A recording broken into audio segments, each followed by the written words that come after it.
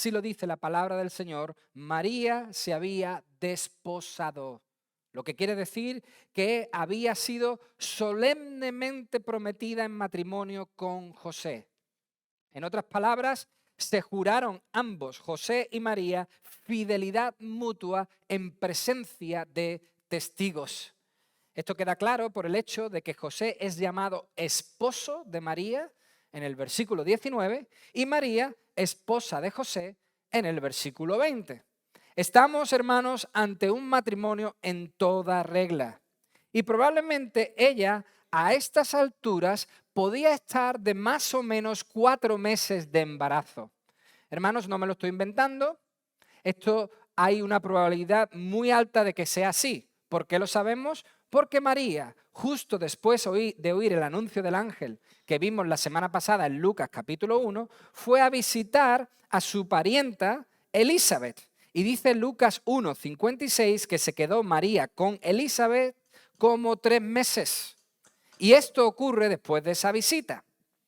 Naturalmente, José, que sería joven pero no ciego, se dio cuenta del cambio físico en el cuerpo de María y llega a la conclusión natural. Llega a la conclusión humana. María le había sido infiel. María, con la que ya se había unido en matrimonio, se había desposado, le había sido infiel con otro hombre. Ya no podía llevársela a casa. Ya no podían vivir juntos. Ella había roto su juramento solemne. Y por supuesto, esto hizo que un escalofrío recorriese el cuerpo de José de pies a cabeza. La agonía de José no le permitía decidir bien en estas circunstancias. Aquí vemos a un hombre agobiado por todo el ruido que había a su alrededor. Él amaba a María. Profundamente amaba a María, quería con todo su corazón que ella fuera su esposa. Pero al mismo tiempo dice el texto en el versículo 19 que era justo. Esto quiere decir que José era un hombre de principios, un hombre que quería vivir acorde a la voluntad de Dios, un hombre que sabía que Dios tomaba muy en serio romper un voto matrimonial. Muy en serio. ¿Qué debía hacer entonces José? Qué difícil decisión, ¿verdad? ¿Qué de ruidos tienen que venir a la cabeza cuando uno afronta una decisión como esta y más siendo tan joven? ¿Qué haría José? 2 opciones le daba la sociedad de su tiempo. Una, demandar a María, denunciarla, lo cual muy probablemente significaría que ella iba a morir lapidada. O, la segunda opción, darle una carta donde anulaba el desposorio, o sea, una carta de divorcio, más conocido como despedirla en silencio, o sea, sin enredarla en un juicio público. Bueno, despedirla tan silenciosamente como se pudiese, porque aun eso debía hacerse ante testigos. No era tan silencioso como aparecemos. Hermanos, José debía elegir de lo malo lo mejor. De todo lo malo que tenía por delante para decidir, él tenía que tomar la decisión más adecuada. Por eso, José, dice la Biblia, que se decidió por la segunda alternativa, aunque ninguna opción era buena para él, porque él amaba muchísimo a María. Pero él decide la segunda. Y como dice el versículo 20, él no paraba de pensar en ello. Una y otra vez pensaba en esto. Y mientras daba vueltas y más vueltas a estas cosas en su cabeza, se quedó dormido y comenzó a soñar. Pero hasta dormido pensaba en ello. Fijaos si había ruido en José que no podía parar de pensar y cuando dejó de pensar y se quedó dormido, aún seguía pensando en ello. Pero pensando en ello, en su inquietud, dice el texto en el versículo 20, que el ángel revela que estaba inquieto, le dice, no temas. se acostó en agonía. Dice, no temas. En su inquietud el Señor se presenta. Esto es precioso, hermanos. Con escalofríos, con miedos, con agonía, con inquietud, su cabeza no paraba de dar vueltas y el Señor se presenta. Un ángel viene de parte de Dios. Y os digo una cosa, hermanos, cuando un ángel viene con un mensaje de parte de Dios, es que va a decir algo definitivo. Los ángeles no venían a dar anuncios a medias. Los ángeles no venían a dar anuncios y después seguir dando más anuncios más adelante. No, lo que el ángel iba a decir era concluyente, definitivo. Y así fue. Dios, 1, iba a esclarecer los hechos. 2, iba a confortar a José. 3, iba a fortalecer su unión con María. Y 4, iba a confirmar que la paz vendría al mundo. Fijaos la misión que vino a traer el ángel. Iba a esclarecer los hechos, a confortar a José, a fortalecer su unión con María y a confirmar la paz que vendría al mundo. Y fijaos, al igual que se hizo con María, lo vimos la semana pasada, el ángel tiene mucho tacto a la hora de comunicarse con José. No es bruto a la hora de llegar y comunicarse con José. Este es el perfecto trato de Dios con su creación. Conociendo nuestros miedos, conociendo nuestras debilidades, conociendo a la perfección cómo somos, el Señor trata con nosotros de una forma maravillosa. Dice el texto que el ángel le llama hijo de David. José, hijo de David. ¡Wow! Hermano, José, considerado heredero legal de David, lo vemos en la genealogía de justo antes, desde el versículo 1 al versículo 17, vemos la genealogía de Cristo a través de José, y José era heredero legal de David, de la misma tribu de David, es, por lo tanto, quien da de forma humana, quien transmite de forma humana el título a Jesús. José es quien le da a Jesucristo el título de hijo de David, pues venía de la misma tribu. Hermanos, lo que Dios hace aquí es precioso. De primera le da a José un protagonismo principal en esta historia. Igual que lo hizo con María. La idea del Belén es que María tiene como un papel mucho más alto que José, pero Dios se encarga de igualar las cosas. Hoy muchos luchan por la igualdad, aquí tenéis igualdad. El ángel llega y le da a José un papel prioritario, protagonista. Le dice, tú eres hijo de David y por ti llegaría el que a David se le prometió, aquel cuyo trono y reino sería eterno y para siempre. Hermanos, este versículo nos habla del verdadero temor de José también. Quería recibir a María, lo vemos claramente. Él quería recibir a María, pero no se atrevía. Pero Dios le iba a quitar el obstáculo que se lo impedía. ¿Qué es lo que impedía que él recibiese a María? Pues el hecho de que le había sido infiel. Y ahora eso Dios lo quita de un plumazo. José, María no te ha sido infiel. Tranquilo. El Señor le confirma que esto es un plan suyo. José, por lo tanto, podía unirse tranquilamente a María, su esposa, y llevarla a casa. De hecho, eso es lo que le ordena el ángel que haga en el versículo 20. Dice, recíbela, tómala, casaos, terminad la ceremonia de matrimonio. Y es que cuando, hermanos, cuando el consuelo de Dios llega, y el consuelo de Dios significa la presencia real y palpable de Dios en nuestra vida, a nuestro lado. Eso es el consuelo de Dios. Eso es lo que significa el consuelo divino. Sentir la presencia de Dios a nuestro lado en un momento muy difícil. Cuando ese consuelo de Dios llega, ¡bum!, la agonía desaparece. La agonía se va, se marcha. Por lo tanto, es gozo y alegría lo que ahora recorre su cuerpo. Las tornas van cambiando. Y ahora lo que recorre de pies a cabeza el cuerpo de José es alegría, es pasión, es un nuevo amanecer. A José, al igual que María, lo vimos la semana pasada en Lucas capítulo 1, se le dice que le pongan nombre al niño, versículo 21. El significado del nombre ya lo dijimos la semana pasada, ya lo explicamos la semana pasada. Pero si no hubiera sido explicado, no habría explicación más certera, más correcta, más adecuada que la que da el propio ángel. ¿Queremos una explicación de lo que significa Jesús? El ángel la da perfectamente en el versículo 21. Le pondrás por nombre Jesús porque Él salvará. Eso es lo que significa Jesús.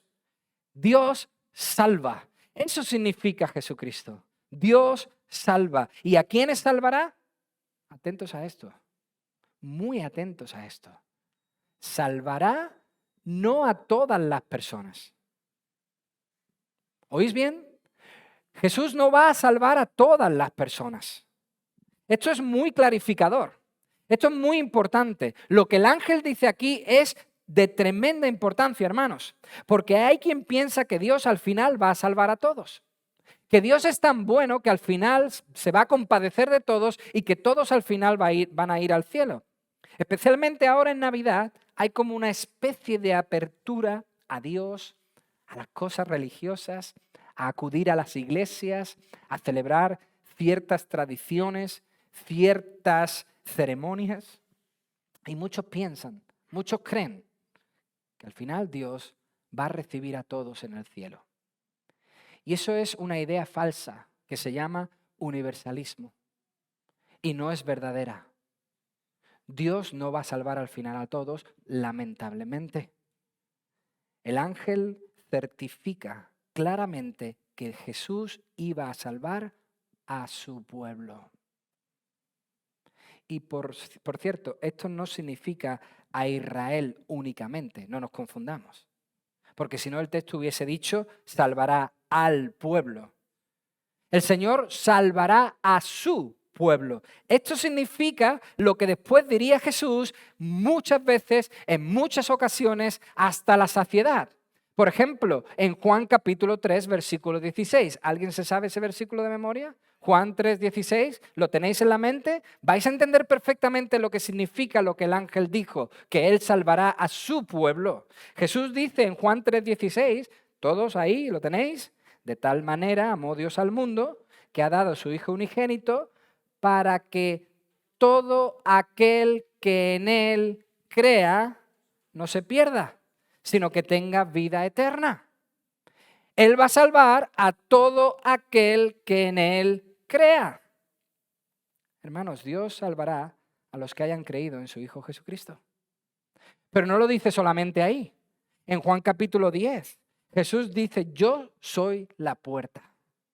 El que por mí entre será salvo. No dice, todos van a entrar por mí y todos van a ser salvos. Dice, el que por mí entre será salvo. Entrará y saldrá y hallará pastos. Yo soy el buen pastor, dice también Jesús.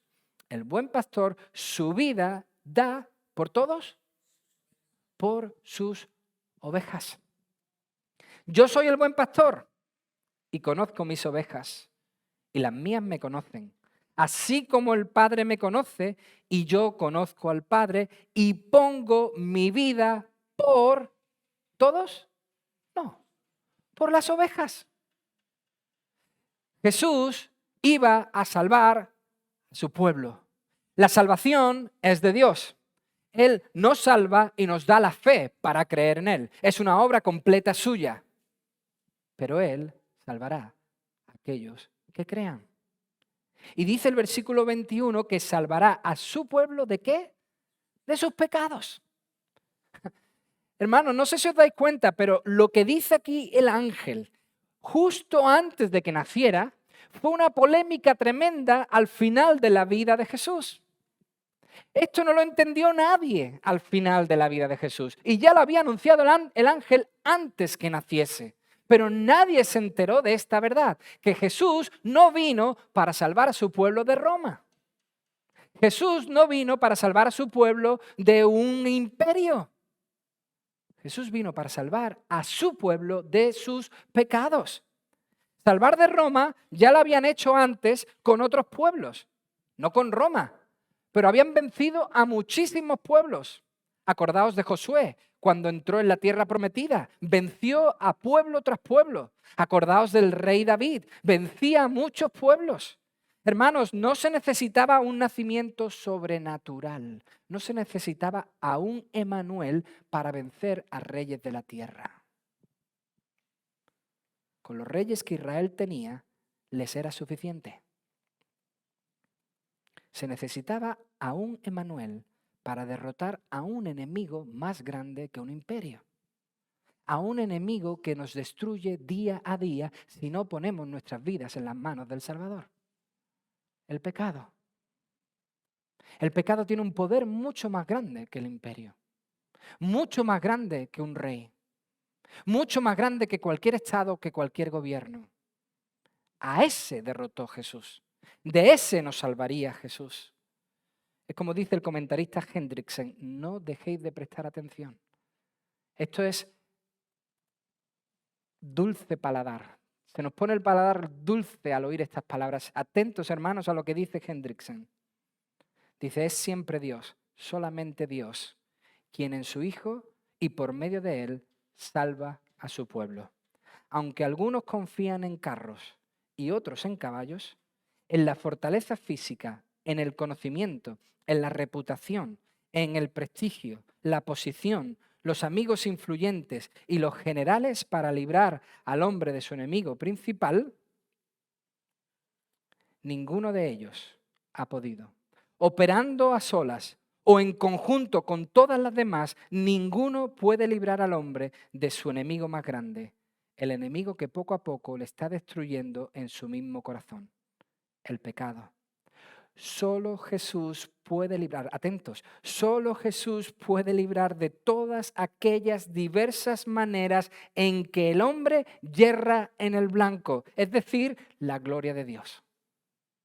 Solo Jesús puede librarnos a ti y a mí en donde nosotros erramos en el blanco. Eso es lo que significa pecar, no dar en la diana. No estamos dando en el blanco. El blanco es glorificar a Dios con nuestras vidas y no lo estamos haciendo por causa del pecado. Y solo Jesús puede librarnos de su poder.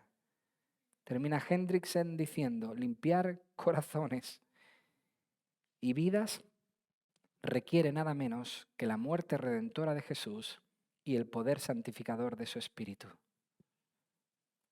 Qué preciosa palabra.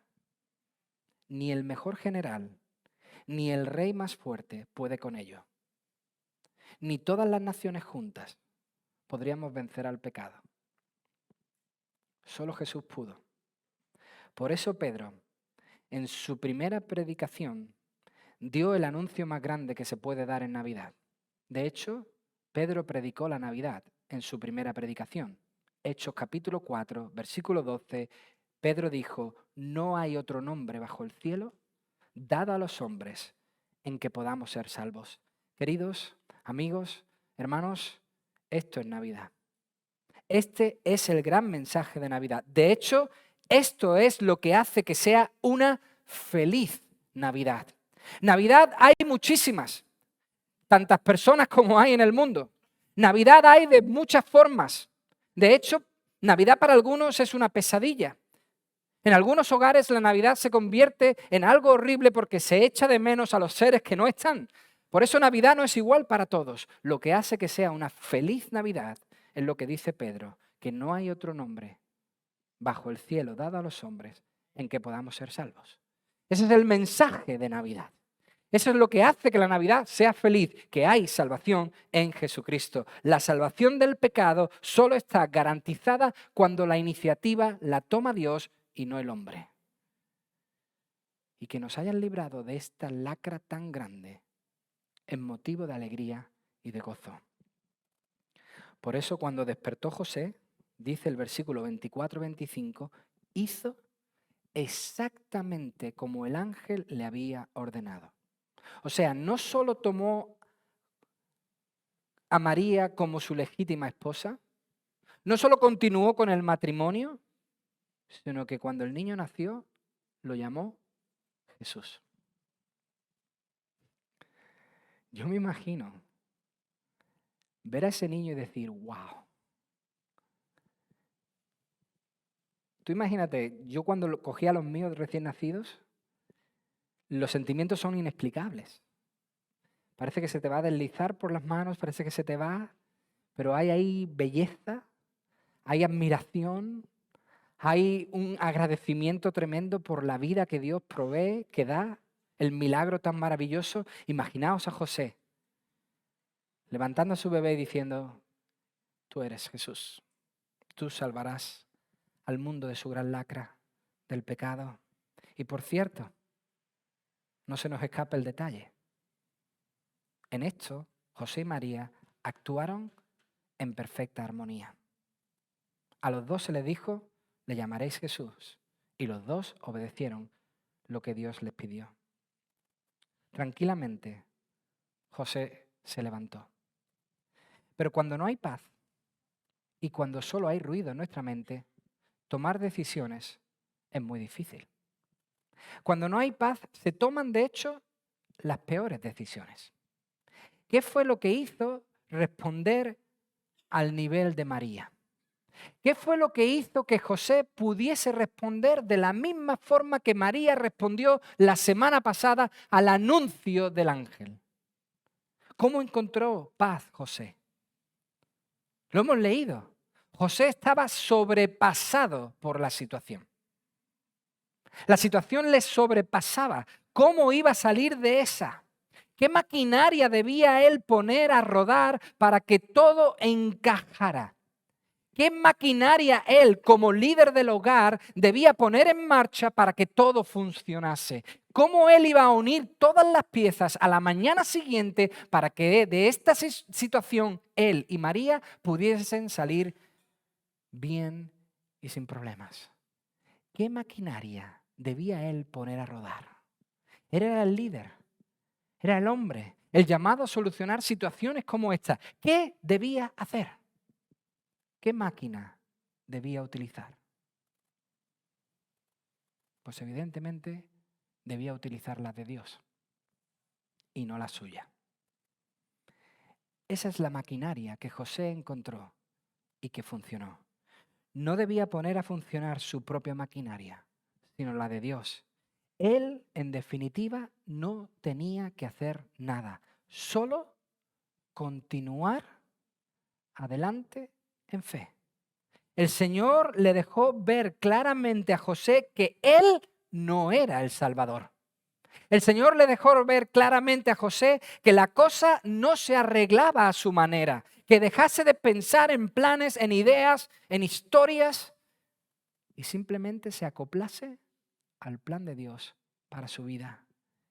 El Señor le hizo ver que él no era el Salvador, que el Salvador era quien él tenía el orgullo de criar a partir de ahora.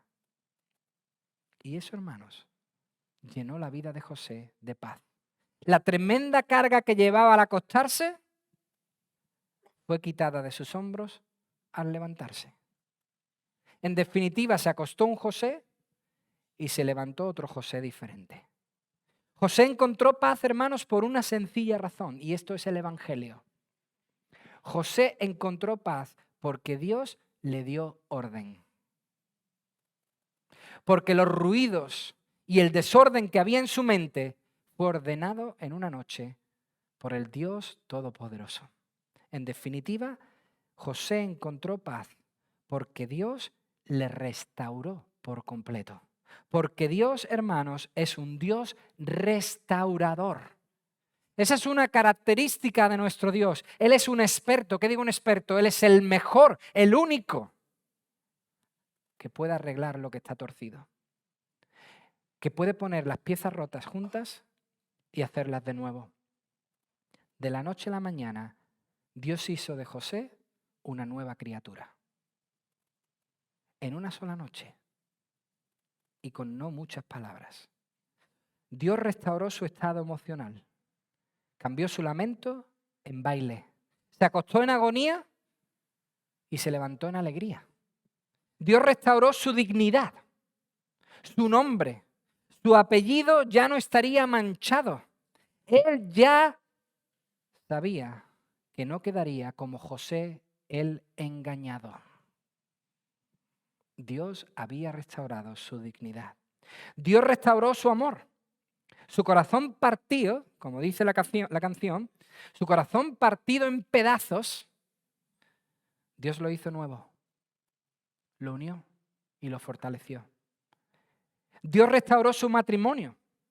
Del posible divorcio pasó al que no lo separe nadie. Dios restauró su presente y Dios restauró su futuro. Pero también hizo algo maravilloso que ha hecho en todos estos hogares que veo aquí representados. Dios restauró su hogar. Su hogar, porque después de Jesús nacerían muchos hijos e hijas para José y para María. Y no nacieron en una familia rota. Nacieron bajo el paraguas de un matrimonio fuerte, el de José y el de María. Dios restauró su familia futura, la que nacería con Jesús y después de Jesús. Hermanos, José simplemente aceptó la oferta de paz. Eso es lo que Jesús hoy te ofrece, una oferta de paz. Es tan buena esta oferta que es gratuita. José recibió la paz ¿y qué hizo con ella? Esa misma paz llevó José a su matrimonio y a su hogar. Comprendió que ahora podía ser el protector de María, proveyendo para sus necesidades físicas y defendiendo su honor contra toda calumnia maliciosa. María, no te preocupes. Da igual lo que digan.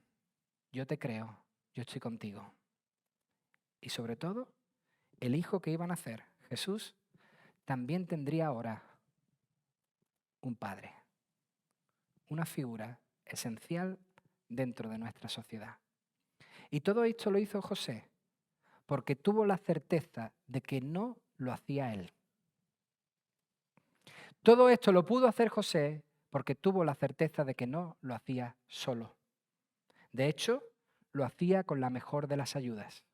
Pudo decir, como diría su hijo Jesús más adelante, en Juan capítulo 8, versículo 29, no me ha dejado solo el Padre.